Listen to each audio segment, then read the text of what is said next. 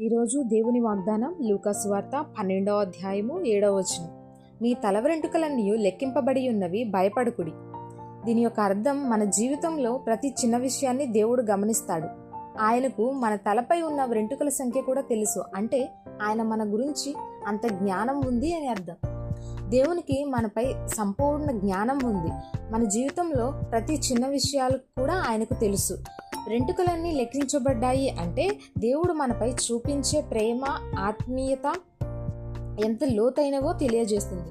భయపడవద్దు అంటే మన జీవితంలో ఎదురయ్యే కష్టాలు, సమస్యలు, బాధలకు మనం భయపడకూడదు. ఎందుకంటే మనం దేవుని చేతిలో సురక్షితంగా ఉన్నాం. దేవుని దృష్టిలో మనం ఎంత విలువైన వారం అంటే, అనేకమైన పిచ్చుకల కంటే మీరు శ్రేష్ఠులు కారా అని వాక్యం ద్వారా దేవుడు చెప్తున్నాడు. పిచ్చుకలు చిన్నవి, వాటి విలువ తక్కువ, అయినా సరే దేవుడు వాటిని పోషిస్తాడు, ఆహారం ఇస్తాడు. అయితే మనం దేవుని స్వరూపంలో సృష్టించబడిన వారం. ఆయన మనకి ఇంకెంత విలువనిస్తాడో ఆలోచించండి. విశ్వాస జీవితం కలిగి ఉండాలి. అంటే మన జీవితంలో జరిగే ప్రతి చిన్న విషయం కూడా ఆయన అనుమతి లేకుండా జరగదు. కాబట్టి ఏది జరిగినా, అది మంచిదైనా చెడ్డదైనా, మనం భయపడకూడదు. దేవుని చేతిలో మన భవిష్యత్తును ఉంచాలి, విశ్వాసం ఉంచాలి.